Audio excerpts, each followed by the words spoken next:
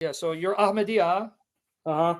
Okay, so just so people know what Ahmadiyyas are. Ahmadiyya believe in Mirza Ghulam Ahmad, who comes in the 19th century, dies around 1905, who claimed to be the Indian Messiah, so that Jesus won't return because they believe Jesus swooned on the cross, went to India, and died around 120 years old, and he's buried. And then Mirza Ghulam Ahmad was the Messiah that Muhammad said would come. But the Ahmadiyya are persecuted by the Sunnis and rejected by the Shia. So what do you want to talk about Ahmad and Jesus? Because we're talking about Trinity and Tawheed. Yes, so I just wanted to ask, in terms of Jesus and the Trinity, how can the Trinity be true if Jesus already returned as Mirza Ghulam Ahmad? No, because Mirza Ghulam Ahmad is in hell. He's a son of Satan. We don't believe in him. You don't believe in him? No, he's a son of Satan. He's one of those that Jesus said would come. So he's buried under the feet of Jesus with Muhammad. How can you explain the fact that when he came, the prophecies aligned perfectly? Who cares? The moon- Jesus the said moon- many false prophets will perform signs and wonders, but they're of their father, the devil. Who gives a damn? That's Matthew 24, 23 to 25. So don't waste my time with your fake Mirza Ghulam Ahmad. He's under the feet of Jesus. Show me from the Bible that your Mirza Ghulam Ahmad is the Messiah to come when the Bible buries him and your prophet and your Quran. They're all fake. Your Ahmed is fake. Listen, every day, Sam, I pray to die in the same way that Mirza did. You mocked him for dying. So I hope you die in the toilet like he did too. So now get to the Bible and show me that Jesus returns as Mirza Ghulam Ahmad. So why do you want me to prove it from the Bible? Why can't I prove it from the Because Bible? I don't believe your trash Quran. I believe in the Bible. And your Quran says the Bible is true. You want to go through that? We can. I can use your Quran to bury you. It's fine. I'll be more than happy. Okay. Open up Surah Al-Baqarah, chapter 2. Okay. Okay. So he didn't want to tell you guys that his prophet, Messiah, died in the toilet. So I pray you die in the toilet with him. Okay, and if I die in the toilet, it's a good thing because it means Yeah, that well, I'm hopefully they changing don't the flush factor. the urinal on your face. But go ahead. Open up Surah Al-Baqarah, chapter Sam, 2. I pray every day to die in the same way that he did. Yeah, I'm not saying. I hope that God answers your prayer and you die in the toilet like him. I mean, come on, dude. I'm blessing your prayer. Thank you, Sam. Okay. So, This means a lot to me. okay, so it means a lot. Good.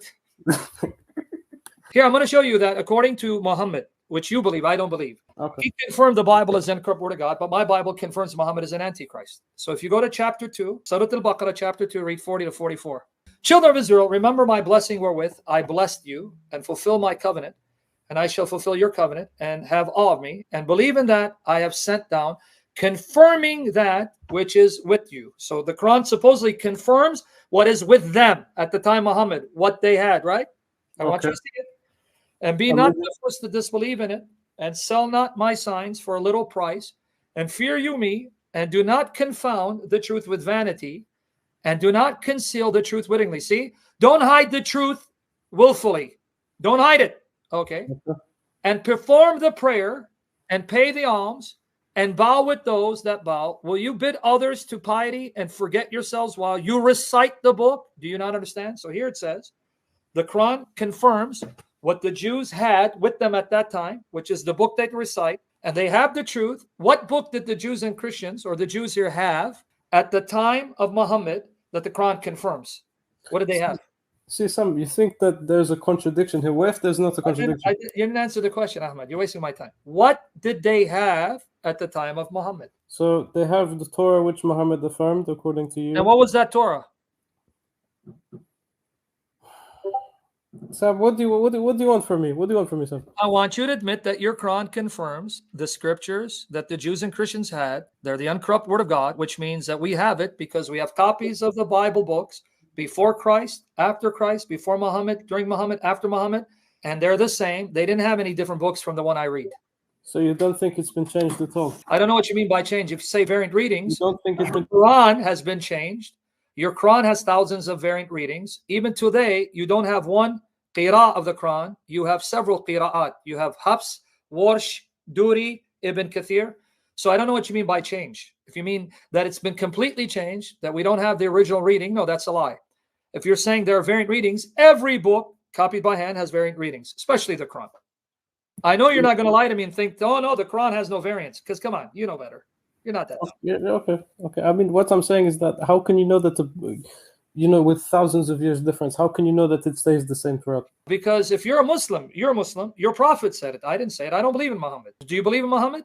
Yes, I believe in Muhammad, and also I believe He said it's the same because whatever he confirmed at that time, what he confirmed at that time as being true, well, we have copies of what those books were. So we know what they would be reading. they'd be reading what I read today. In fact, the Quran itself quotes verses from what they had that we have in our Bible today. In chapter 5, verse 45, there the Quran says, it is written in the Torah, life for life, nose for nose, eye for eye. That's Exodus 21, 22, 25. So that at least I know whatever they had that verse, and we have it today. Or in Surah Al-Anbiya, chapter 21, verse 105. Surah Al-Anbiya, 21, 105. The Quran says, and we wrote in the Zabur, after the dhikr, our righteous servants will inherit the earth. Zabur is Psalms. We have that, Psalm 37, 29. So there the Quran is telling me what these scriptures look like, because the verses that it's quoting at that time are verses we have today. I can give you another one. If you go to chapter 48 of the Quran, 29, it says, and the likeness of the Muslims in the gospel is, and it talks about a parable found in Mark 4, 27, 28, I'm sorry. So here the Quran is even telling me what these scriptures look like, because it quotes verses in them that are still with us today. So they can't be different. So that's how I know, because your prophet said they're not changed. So if you agree with your prophet, you're stuck. If you're saying no, they're changed, and then say, I renounce Muhammad. But I will never renounce Mirza Ghulam Ahmad for the What miracles. about Muhammad, who came before him? The miracles that Mirza Ghulam Ahmad committed. So what? Jesus said that many will do miracles in the power of Satan. So what? Matthew 24, 23 to 25. He already told us to expect this. Matthew 24, 23 to 25 says, false Christs, false prophets will come in my name, doing signs and miracles to deceive even the elect if it were possible. So Mirza Ghulam Ahmad proved Jesus' words true. Why? Christ said, false Christ will come. Mirza Ghulam Ahmad claimed to be Christ. They will do signs and wonders, but I told you beforehand, don't be deceived. So thank you, Mirza Ghulam Ahmad, for proving Jesus' words right, because he said someone like you would come claiming to be the Christ with signs and wonders, but you're a liar. So Ahmad, I want you to thank Mirza for confirming my Bible and the words of Jesus.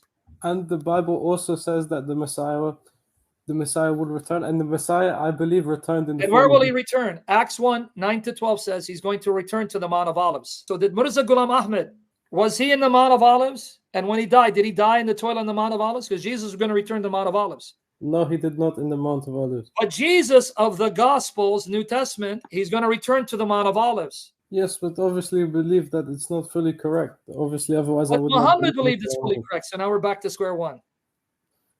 Muhammad would not have believed in the Bible that you presented. Yes, he did. I just gave you the verses that he said he confirmed what they have. Okay. Is Jesus God? Do you believe this, yes? Of course he is. Okay. And for me, Mirza Ghulam Ahmad is the second coming of Jesus. So in reality, we both worship Mirza Ghulam Ahmad. You worship? No, I don't know of any Ahmadiyya that worships Mirza Ghulam Ahmad. You're committing. You worship Mirza Ghulam Ahmad. No, I don't. Mirza is under my feet because Jesus buried him in hell. Mirza Ghulam Ahmad is under my feet. You know why? Because Jesus damned him to hell, and all false prophets are under the feet of the church. I am born of the Spirit. I belong to Christ. So Satan's children under my feet, Romans 16:20. So your Ahmad is in hell because Jesus damned him there because he's a false Christ. No, Ahmad is Jesus. No, he's not. Ahmad is Jesus' slave burning in hell. Show me from the Bible that Ahmad is Jesus. I don't believe in the Bible, but I believe in the miracles. Muhammad of the Quran believe in the Bible. Okay, so I'm sorry, you're too good for me. Okay, too good for me. Come back when you're humble and you want to leave Mirza, because I want you come one day say, Sam, I joined you. I spit on Mirza and I flushed the toilet that he died in. Okay? Okay, Sam, thank you.